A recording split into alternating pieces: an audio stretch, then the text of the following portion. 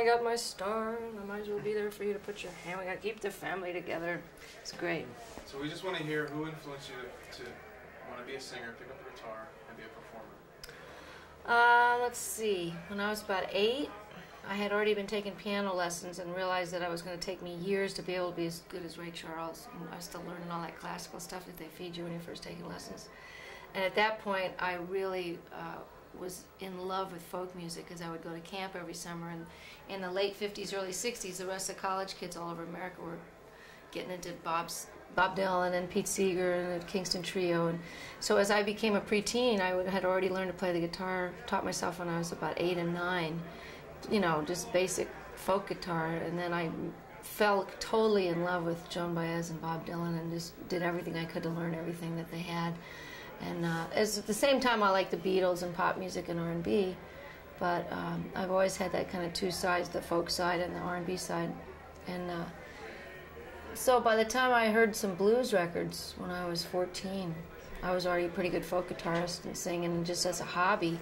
And then I went crazy for Delta blues and being self-taught. You know, I just sat up in my room in L.A. way up on top of Mulholland, and there wasn't any kids around I could learn from, and I wasn't taking guitar lessons. So I ended up teaching myself to play bottleneck just from the word bottleneck. So I got a bottleneck. I used a Corseiden bottle or something close to it, and put it on my middle finger, which turns out to be very inconvenient. So, but I never saw anybody play, so I was used to just flipping the bird, and I would, you know, like, well, I might as well use this finger. I'm used to it. And next thing I knew, I was 19 and in college and meeting all these blues guys, all of them played on different fingers than that, and it was too late to change. So basically, I'm a music fan and taught myself to play because it wasn't enough just playing the record. I had to be able to do it myself. But I had no interest in doing it for a living, and it came as a total surprise that I was able to get a gig in college. You do it very well. Thanks. Was there any point early in your career where you were maybe on stage and you were playing maybe with some other people that you really thought to yourself and it really hit you like, you know, wow, I'm really good at, you're proud of yourself, I'm really good at this, I can do this, and this is what I do?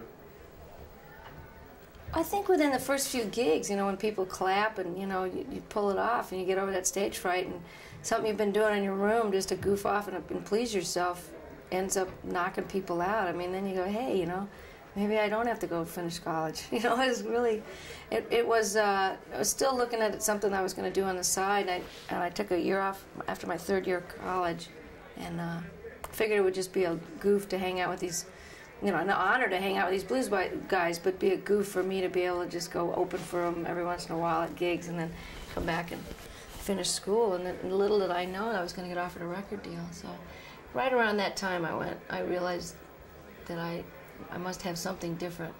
At the time, I may not be an originator, but the combination of songs that I put together in a set and the combination of influences that I was able to play at once made it unusual, especially coming from a woman.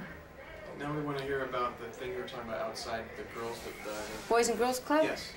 Yeah, that was a program that started a couple of years ago. Actually, the germination of it was about 3 years ago, when Fender came to me and asked if they could release a signature guitar, as they have about 15 men that have their own guitars, you know, with their little name on the front. And basically, the idea is to set up whatever instrument you're playing that's a Fender in the same specifications that I have. I have a specially shaped neck. I got certain kind of pickups that I like, certain kind of frets, and certain headstock. You know, there's little things in the design of the color. And I said, I have no interest in selling this to make money. I'm not, you know, that's not, hawking stuff is not my style. But if you want to work with me and donate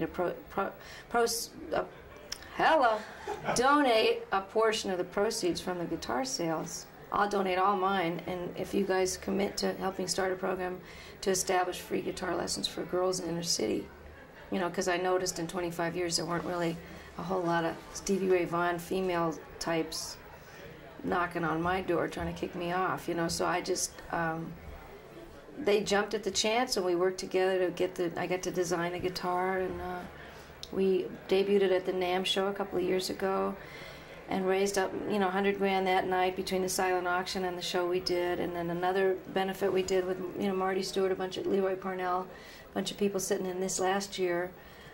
So between the auction and of the valuable guitars and my proceeds, we've raised over $200,000. We're up and running in 35 cities, and about another 35 set to go in September.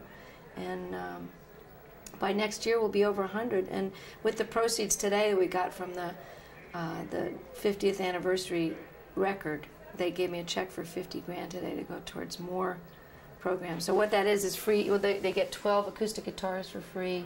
They get electric guitar and an amp, and they get 3 hours of free lessons in each Boys and Girls Club. So it's supervised. The kids come in there, and the word back and all the press I've seen on it is just, you know, you can imagine what it's like getting letters from 12-year-olds going, gee, because of you, I could play music, you know. And some girl's going to burn up your coattails. And I know, I hope so. Be passing the torch along. I hope there'll be, like, more women than men out there one day. I mean, not that it's a contest, it's just a little light in the old, you know, you have to look a certain way to get in a band.